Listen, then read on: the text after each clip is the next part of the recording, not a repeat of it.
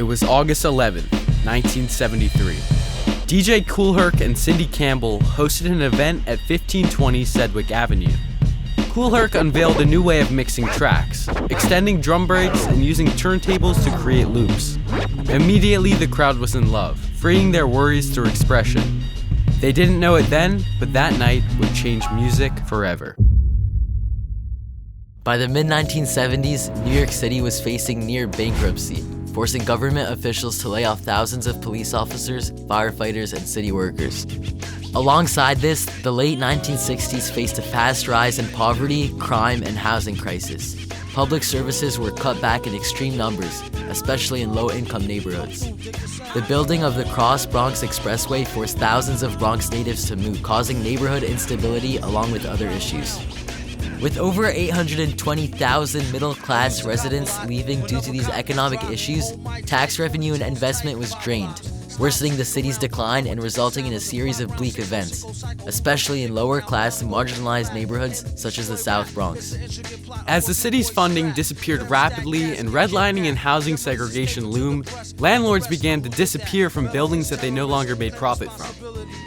While many chose to abandon their buildings entirely, others hired residents to set fires on their buildings for insurance money, leaving over 250,000 people without housing. And the busiest district is the South Bronx, where last year the men from Battalion 2-7 responded to more than 10,000 calls. Despite the rate of arson and urban fire growing in the Bronx, New York City still reduced fire protection in low-income areas. Schools were underfunded and overcrowded, youth programs were eliminated, and Bronx citizens were left with barely any political support and resources to get back on their feet. These conditions were not accidental. They were the effect of Black and Latino communities being deprioritized politically and served as a symbol of neglect and abandonment from their own city. It was the night of July 13th, 1977, when a barrage of lightning strikes destroyed New York City's power grid, driving the city into complete darkness for almost 25 hours. While the majority of citizens were simply inconvenienced, the effects within the Bronx were severe. Weakened by years of abandonment, first responders were almost nowhere to be seen during the outage, overwhelmed by looting and property destruction that spread throughout the Bronx. Residents, who barely had access to protection and safety, viewed the chaos of the blackout not as a sudden failure, but as the result of years of marginalization, exposing how fragile their community had become. On that evening, DJ Grandmaster Kaz and his partner Disco Wiz were practicing DJing at Slattery Playgrounds when something went very wrong. Their sound system, powered by this lamppost, started to slow, eventually cutting out. It was chaos that night, Kaz told Slate in 2014, and it was exciting afterwards. But while it was going on, it was scary. Kaz himself admitted that he stole sound equipment that night, which changed the game for him and other DJs living in NYC, allowing them to elevate their talents with items they couldn't have afforded otherwise. DJs began to grow in popularity, and the blackout of 1977 soon served as a catalyst for the beginning of the worldwide movement that would take the globe by storm: hip-hop. We're currently at the site where on August 11th, 1973, siblings DJ Kool Herc and Cindy Campbell hosted a back-to-school party here where they raised money for school clothes. The celebration was held at 1520 Sedgwick Avenue, where DJ Kool Herc used turntables to extend the instrumental breaks of records. He then looped these beats, creating a continuous rhythm called the breakbeat, which forever changed the way music was played. This music now became interactive, an experience one could respond to with expression. The melting pot of the Bronx contributed heavily to the genre's diversity from its creation to present day. Herc himself utilized his Jamaican roots when mixing tracks, influenced by reggae and dub. By combining all of these genres together, the Bronx youth created a type of music never seen before. Early parties soon began to develop the basics of hip-hop, speaking rhythmically over music to hype the crowd up. This eventually transformed into rapping, a form of storytelling or poetry that often talked about the struggles of life in the Bronx. These parties, which were often free and open to the whole community, allowed the youth to test their ideas, collaborate with one another, and establish themselves as DJs or MCs. As New York City continued to reduce its funding and resources towards the Bronx, the youth were left without a structured place to express their interests in art, music, or other hobbies accessible to the kids in the rest of the city. As a response, certain practices started to become popularized during the exact time that hip-hop was starting out, and these later turned into what is known as the pillars of hip-hop.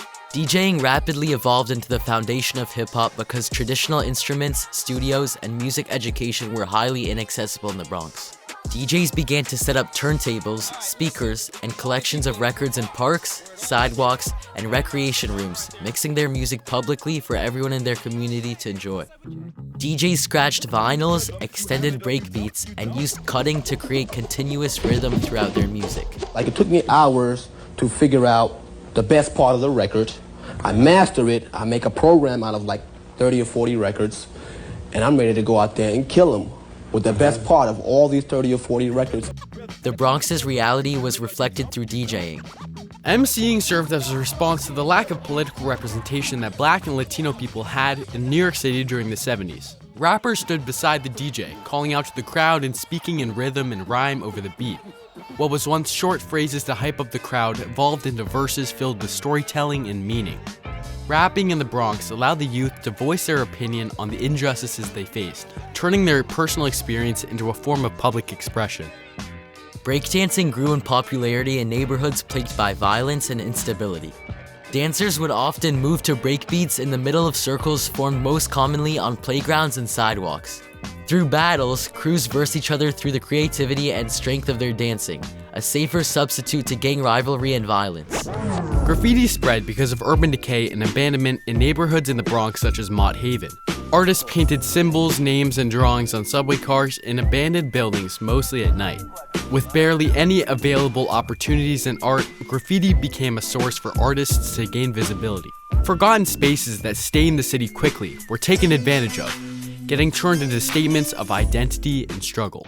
I never realized it meant so much to them, you know?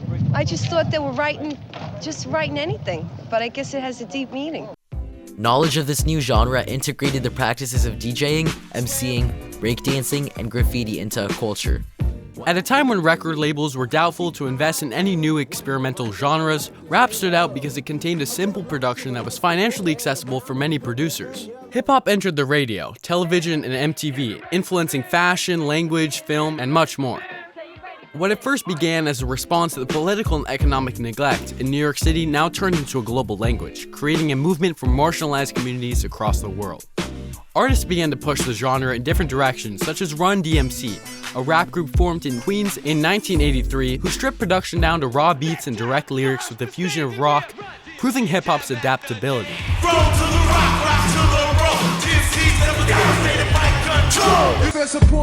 The 90s proved to be hip-hop's creative expansion, with artists like Nas and the Notorious B.I.G. using personal and detailed storytelling. Hip-hop scenes started to spread throughout the world, particularly in France, the UK, Germany, Japan, and South Africa, where artists continued to experiment and expand their voice through the genre. During the 2000s, hip-hop started a new phase where artists gained meticulous control over their image. Rappers were now cultural leaders, not just performers. Jay-Z, an icon in the genre, was one of the first artists to use his music as a platform for business ownership, revolutionizing the power dynamics in the music industry. The 2010s marked a turning point where hip-hop began to embrace the new digital age, allowing artists to use streaming services and social media to avoid signing for a record label. International influence was popularized by Drake, who blended sounds from the Caribbean, the UK, and South Africa. Kendrick Lamar elevated storytelling to the next level, reintroducing socially conscious rap into the mainstream, merging underground lyricism with commercial success. In the 1970s, the youth had to transform their frankly abandoned community to express themselves through music. There was a cultural revolution in the South Bronx that gave people a newfound purpose. Hip-hop was not born because of the government neglect in the city, it was born despite it. Music was a direct reaction to these exact conditions, giving people a space to speak freely on societal issues and the lack of opportunity they faced. As hip-hop matured with time, it became one of the most prominent platforms of change the world had ever seen. By reforming the once simple genre through various periods defined by the state of society in each decade, hip-hop was able to give marginalized voices a stage worldwide. The political and social climate of the Bronx in the 1970s, shaped by government neglect, economic hardship, and racial injustice, blocked the Black and Latino youth from expression, and in their response, transforming what they had accessible to them, they created a new culture, hip-hop. Built off of survival, community, and defiance, the genre was able to grow into a worldwide movement through communities across the world connected to the ideas of struggle.